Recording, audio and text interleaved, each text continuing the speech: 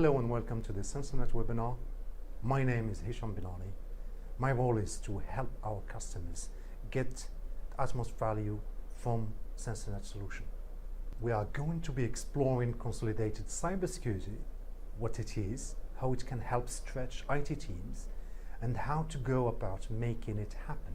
Right at the outset, it's worth saying what we are not talking about here, and that's been in your entire security architecture, ripping it all out, the points product you are relying on, and implementing a new platform all in one go. Moving towards a consolidated approach doesn't mean ripping and replacing with all the stress and disruption that brings. What we are talking about here is a more gradual process, moving from a totally in-house portfolio structure to a managed as a service platform stance. The reason why this is so important is that for many IT teams, effective cybersecurity and cyber resilience come with an almost unachievable price tag, both financially and in terms of staff and training. Currently, businesses lack the manpower they need. Nearly 7 in 10, 69% mid-sized businesses have 3 people or fewer in their team looking after cybersecurity. Nearly half, 45%, have 2 or fewer. If you add to that picture a growing list of point products that need implementing, managing, updating, and reporting, it's not hard to see why 1 in 10 IT professionals, which is near percent, say they suffer from sleep deprivation due to cybersecurity concerns. There is simply not enough time or resources to manage that many products effectively.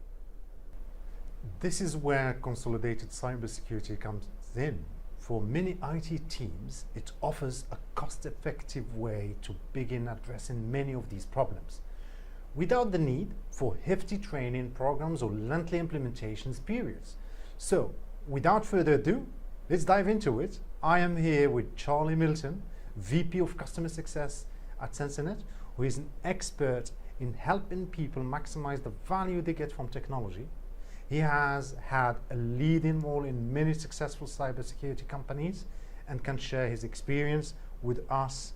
So let's talk to Charlie about consolidated security and how it can help alleviate the pressure we've just described. Hello, Charlie. Hello, how are you doing? Very well, thank you. How are you? All good, all good. So let's begin. So Charlie. Yes. What is a consolidated cybersecurity exactly, and how can it help alleviate the pressure we just described? So I think consolidated cybersecurity is about joined up thinking, really. It's about humans and technology knowing their own limits and working together. I think you very neatly described the point product, let's not call it a mess, but complexity that a lot of customers have got themselves into and the challenges that brings around resourcing that. Those systems have evolved over time. Each of the products is probably very good in its own right. But a consolidated approach, I think, involves taking a step back, both in terms of the technology and the way that you resource the systems, to think about how you can better integrate the technology and the human resource that you have available, and we all know there's a shortage of humans available, to come up with something more efficient. And I think it's about both those elements. It's about good integrated technology, but it's also about the processes to manage that, how you do that in-house, but also what elements you're prepared to outsource to a partner, either in an MSP environment or from a managed service or a managed platform perspective. I like that. So we touch in all these sectors. Yeah. So what might the journey to cybersecurity consolidation look like for a stretched IT team in a mid-sized enterprise? Yeah, so I think the challenge is that most mid-sized organizations that we talk to are paddling so hard to just try and keep the systems working that if you said to them, do you know what, start again, or do something different, that involves layering another project on top of their already overstretched teams. But I think it starts with the decision to to change the status quo, that something fundamental needs to change in order to fix the problem. I'm a keen house renovator. There comes a point where you look at a broken house and you think, I'm going to have to start again. Unlike a house, though, it doesn't have to be a demolish and restart. There are ways to phase this in that mean it cannot overload your team in the process of making that change. And really that change is to aim towards a much simpler and more integrated, much less high maintenance environment for cybersecurity that is a better fit for the resource you have in your organization. Absolutely. I mean, I'm going to just stay on the mid-sized company, and we know of the short of staff. So what can you do if you are short of trained people to manage your security systems? Yes, well, I suppose there's two elements to that really. There's do your staff have they been trained for the systems? What systems are they having to be trained on as well? I suppose that's part of it. But then also there's the risk of staff churn, which maybe we'll talk about later. I think really, again, it's about planning for simplicity. Many of the mid-sized organisations that we're talking to, the IT teams, if you talk to them over in a casual environment, would agree that they've become slaves to the complexity of the environment that they're managing. And so if you can simplify the technology and consolidate, and certainly Censornet's platform is something that anybody that's got experience of a firewall rule base could pick up in probably 20 or 30 minutes. That means that if you do get staff churn or you do get new staff members, they're not having to learn multiple user interfaces, multiple reporting interfaces.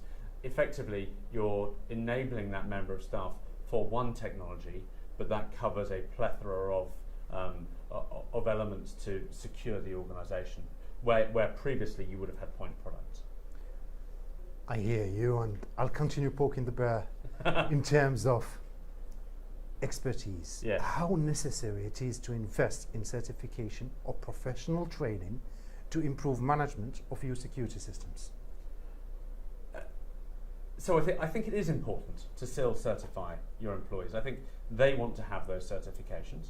They like to know that what they're doing is right. But does an individual need to be certified on 10, 15 different cybersecurity products in order to do their job? Well, in which case they're going to spend a huge amount of time doing that training. So I think it's about yes, obviously certifying, but certifying on the things that really matter.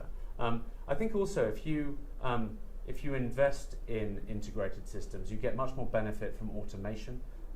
You get much more benefit from simplicity, which means there is more time to do the training.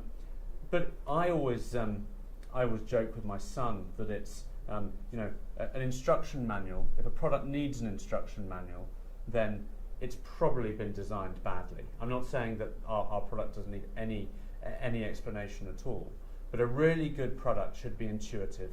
It should work easily, and yes, getting the most from it is important. But certifying for a mid-market customer 2 or 3 individuals on 10 or 15 different products is just not achievable. So that simplification of technology brings with it a reduction in the requirement for certification. Excellent. So we talked here staff, people, security systems. Yeah. What are the key steps to resilience then?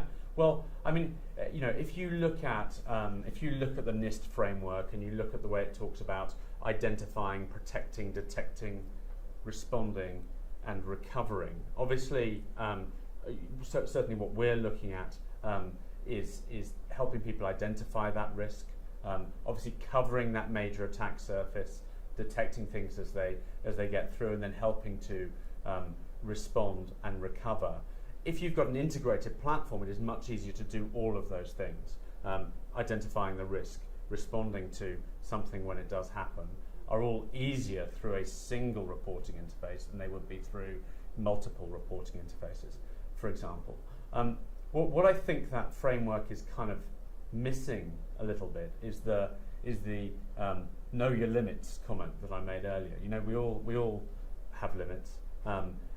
and plan for simplicity. And I think it's now time in the evolution of the cybersecurity industry, and therefore the way customers are using our products, to step back and go, do you know what, this has become too complex and too hard on many levels, and to therefore look at a way to get better cybersecurity, but simplified through integration. I see what you're saying, and I hear it, and I feel like we need to talk about limits a little bit further because that's what we see with these mid-market customers. They have limits and we can't really push them further. So why then a platform approach key to building cyber resilience in a mid-market enterprise? So I think mid-market customers, like everybody on the planet, are faced with increasingly sophisticated, complex threat actors. And so that cybersecurity threat is increasingly difficult to comprehend and certainly to counter on your own as a small mid-market cybersecurity team.